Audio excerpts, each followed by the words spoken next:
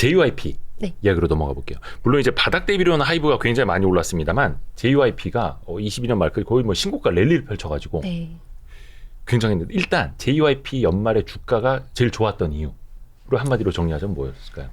뭐 말씀드린 스트레이키즈가 생각보다 너무너무 잘했다. 아까 이제 초반에 스트레이키즈. 네.로 말씀드릴 수 있을 것 같고 스트레이키즈가 왜 잘했냐면 뭐 말씀드린 것처럼 빌보드 200이라고 하는 게 우리나라로 치면 우리나라의 가온 차트 같은 거예요. 그러니까 미국에서 앨범이 얼마나 판매가 됐는지를 집계하는 그 차트가 빌보드 200. 가장 빌보드가 아류작들이 뭐가 많아요. 빌보드 200 뭐 어쩌고 저쩌고 많은데 가장 공신력 있는 차트는 크게 두 개예요. 빌보드 200, 빌보드 핫 100. 근데 이 빌보드 200은 앨범 차트인데 여기에 2022년 1년 동안 무려 스트레이키즈가 2번이나 1등을 한 거예요.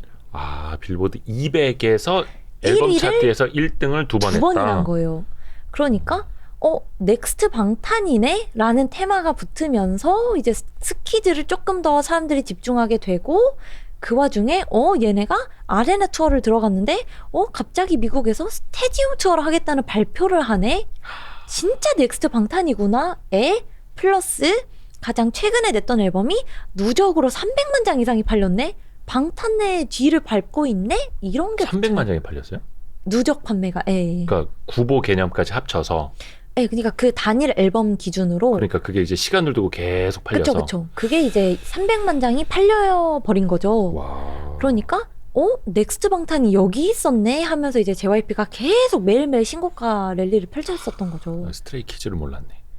스트레이키즈를 줄여서 스키즈라고 네. 해요? 스키즈? 네. 이런 거 알아둬야 됩니다, 여러분. 어디 가서 말 네. 통하려면은 너네 스키즈 알아? 이렇게 해야 돼. 스키즈. 그리고 또 네.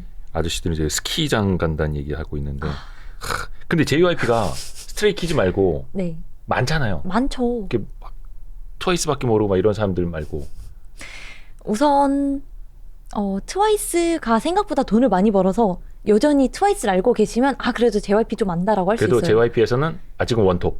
그쵸. 그래서 걸그룹에서는 이제 많은 걸그룹들이 데뷔를 했는데 그럼에도 지금 좀 이 기여도가 높은 걸그룹은 여전히 트와이스가 맞고 왜냐하면 미국에서 생각보다 반응이 너무 좋아요. 트와이스가? 네. 몰랐잖아요. 트와이스가 과연 미국에서 어떤 컨셉이 먹힐까 했는데 생각보다 미국에서 반응이 너무 좋아서 이번에 아레나 투어 들어간 것도 스테디움 들어간 것도 트와이스가 미국에서 규모 있게 성장을 한다는 증거잖아요. 네네네. 그래서 걸그룹은 트와이스, 보이그룹은 스트레이키즈가 이끄는 상황에서 그 밑에 단에 보시면 뭐 있지, 엔믹스 그리고 일본에선 니주 라고 하는 걸그룹이 이제 생각보다 잘 해주고 있고요. 올해 그러니까 2023년에 총 4개의 신인 그룹이 또 데뷔를 할 예정입니다. JYP에서도 그룹이 4팀이 나온다고요? 네. 와. 그래서 보이그룹이 3팀, 걸그룹이 1팀. 보이그룹이 3팀. 네. 그러니까 기존에는 스트레이키즈 거의 하나 였고 걸그룹이 4팀이었다면 보이그룹이 하나 떠 있긴 해요. 네네네. 엑스디너리 히어로즈라고. 처음 들어보네요. 왜냐면 그럴 수밖에 없는 게 데이식스라고 하는 그룹이 있어요. 근데 이제 그 멤버들이 다 막 군대 가고 이래가지고 지금은 조금 활동을 안 하고 있는데 그 데이식스를 만든 스튜디오 J라는 본부에서 그럼 데이식스 군백기에 또 밴드 그룹 하나를 내자라고 해서 사실 이미 냈어요. 엑스디너리 히어로즈라고 하는 이름도 어렵네. 좀 어려워요. 밴드 그룹을 냈지만 안타깝게도 이제 열심히 하고는 계신다. 그러니까 밴드 그룹이 사실 성공하기가 좀 어렵더라고요. 맞아요. 네, 어렵습니다. 대중적이지 않아서요. 근데 4팀이 데뷔할 예정이다. 그러니까 저는 좀 궁금한 게 아까 그 하이브도 올해 4팀. 그쵸. 그러니까 2023년 한 해에만 신인 그룹이 4팀이 나온다라는 거고 JYP도 4팀이 나온다라는 건데 이게 그 일반 제조업으로 따져보면 이제 그 뭐라 해야 되나 좀 캐펙스 투자? 그렇죠. 설비 투자 설비 개념이고 투자죠. 네, 맞아요. 이거를 돌릴 뭐 인력이라든지 그럼 필요하잖아요. 그럼 4팀을 돌릴 이게 된다라는 겁니까? 캐펙스가? 그쵸. 이미 그건 다 준비가 되어 있는 거고 어차피 이거는 이제 사람으로 하는 일이니까 네. 그거는 다 세팅이 되어 있을 거고. 네. 우선 하이브랑 JYP가 그렇게 많이 낼 수 있는 이유는 하이브도 그 밑에 레이블이 많잖아요. 네네네. 뉴진스도 따지고 보면 어더라고 하는 신생 레이블에서 나온 그룹이고 지금 이 시기상 보면 사이클적으로 2023년은 다시 보이그룹이 잘 될 수밖에 없는 시기예요. 한 사이클상 왜냐하면 작년에는 2022년은 이제 걸그룹이 잘 됐었던 게 걸그룹이 이제 사이클적으로 새로운 세대 교체가 돼야 하는 시기였었거든요. 근데 지금 보시면은 이제 뭐 NCT만 해도 세븐틴만 해도 이미 7년차, 8년차란 말이에요. 새로운 보이그룹이 나와줘야 할 때예요. 그래서 2023년은 보이그룹의 해가 되는 게 맞고 모든 엔터사에서 그럴 줄 알고 보이그룹 데뷔를 준비하고 있지라고 여러 보이그룹을 준비하는 거고 하이브만 해도 밑에 레이블이 많잖아요. 네네. 그러니까 하나의 중앙 집권 예를 들어 현대차에서 새로운 신차를 한 뭐 2대 세대 내는 건 어렵지만 그 밑에 있는 현대차 밑에 있는 제네시스에서 한 대를 준비하고 현대차 중국 법인에서 하나 준비하고 이거는 법인에서 준비하는 거니까 가능한 거잖아요. 네네네. 그 느낌이에요. 하이브도 밑에 레이블이 있고 JYP도 그 밑에 이제 본부가 여러 개 있거든요. 각 본부마다 새로 신인을 준비하는 거라서 이게 빠듯한 일정은 아니에요.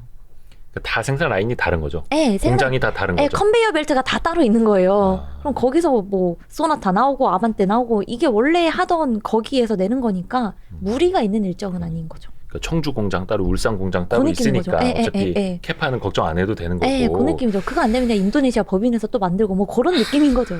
그러네. 네. 역시 그렇게 비유를 해줘야지 찰떡같이 알아듣습니다. 근데 어찌됐든 간에 2023년은 보이그룹이 네. 이제 데뷔로 보면은 그게 대세가 될 거다. 네. 야, 이것도 재밌다. 이게 어떻게 보면 되게 슬픈데 어떤 문화적인 한 세대가 흘러가고 약간 상품화가 이제 좀 뒤떨어진다라는 거잖아요. 그 친구들이 그쵸. 7, 8년 차 되고 하면은 이게 조금 슬픈 이야기이긴 한데 또 산업적인 측면에서 보면은 세대 교체가 계속 활발히 이루어져야 하는 거고 네. 세대 교체를 되면서도 새로운 그룹이 또 이제 규모를 더 키워줘야 되는 거고. 맞아요. 그런데 놀라운 게 뭔지 아세요? 예. 그 세대 교체를 준비하는 7년차, 8년차 아이돌이 예. 여전히 성장하고 있다는 점이에요. 끝난 게 아니다. 네, 대표적인 게 성장을 한다고요? 그쵸. 끝인 것 같은데 여전히 지금보다 더 확장해서 돈을 벌고 있어요. 대표적인 게 세븐틴이에요. 8년 차거든요. 재계약을 이미 했어요.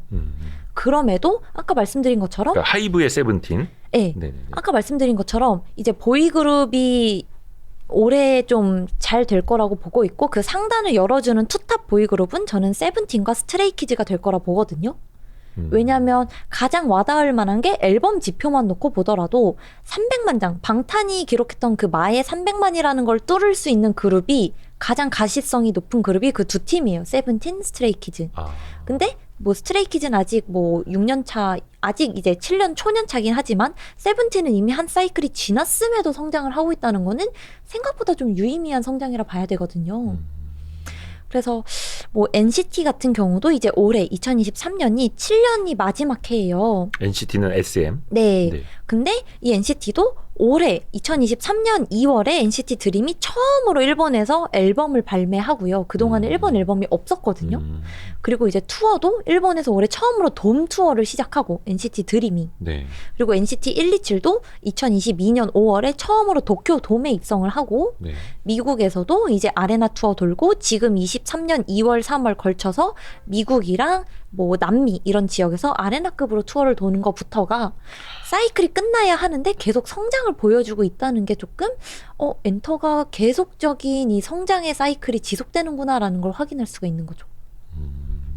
그러니까 이제 기존의 주요 멤버들이 캐시카우가 돼주고 신인들이 주가의 상방을 끌고 가주는 이제 모멘텀이 돼주는 그런 느낌으로 지금 엔터가 흘러가는 거죠. 그러니까 이게 세대 교체라고 해서 그냥 확 치고 확 뜨고 이게 아니라 네. 떠 있는 상태에서는 계속 성장을 하고 여기서 또 새로 올라와주고. 맞아요. 재밌다.